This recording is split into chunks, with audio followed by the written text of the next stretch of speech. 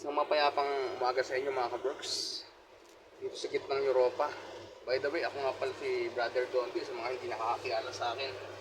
Ito yung bago kong trabaho. Sa mga part ko ng trabaho ko yung mag-check.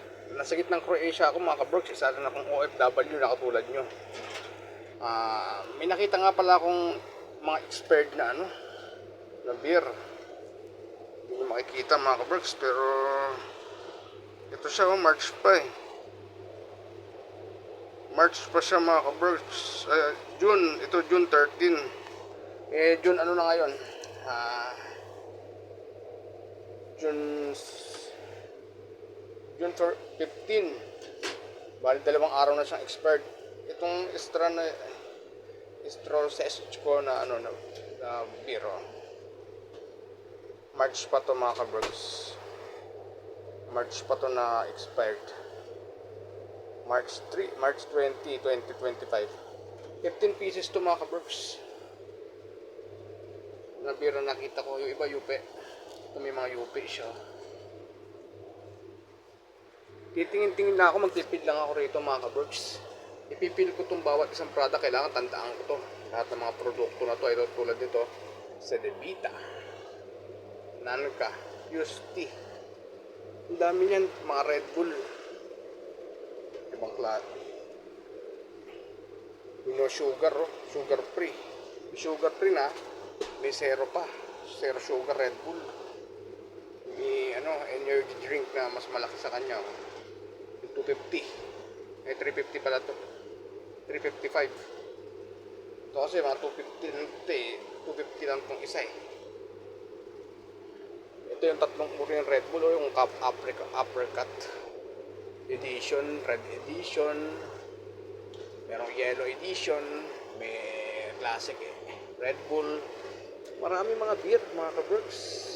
Marami mga energy drink. Ito naman yung mga natin, mga soft drinks pagdating dito. Merong Coke Zero, merong Zero Sugar. Marami nang alam. May lemon kasi to, pinagkaiba niya mga ka-Berks. Lemon Coke. Ito naman, ibinangalan nila sa kanila. Mga Croatia, lahat ng Medea, merong Allen, lahat ng pangalan. Helena, Dora, Ivan, Leona. Bali pinapangalan nila yung mga soft drinks nila sa pangalan nila. Yan yung mga kape. Mga kape natin mga ka-Berks. Sa mga beer tayo mga ka-Berks. Ito Heineken, no? Ito yung favorite natin mga ka-Berks. Karlovatsko.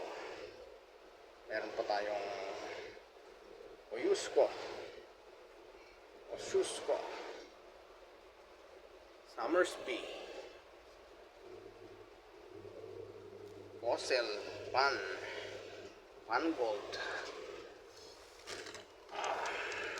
Heineken. Apatan to, Cedevita. Dami. Diyan.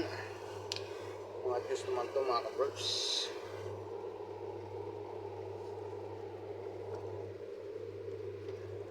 Juicy fruit.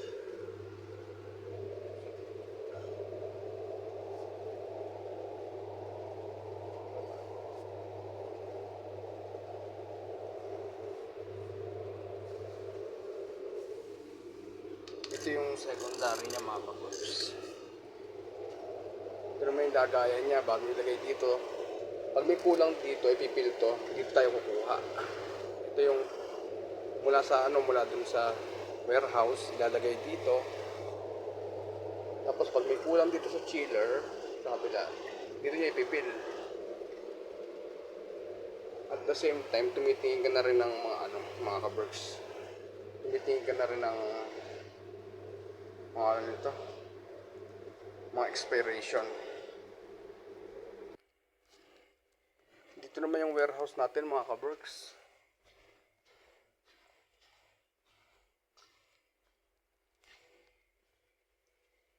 Mga ka-Berks, dito yung mga next topic natin to mga ka-Berks. Hanggang sa muli, pagka mag-aayos naman akong delivery, tsaka tayo magbablog. Hanggang sa muli mga ka-Berks, dito sa gitnang Europa, sa Croatia. Salamat, thank you.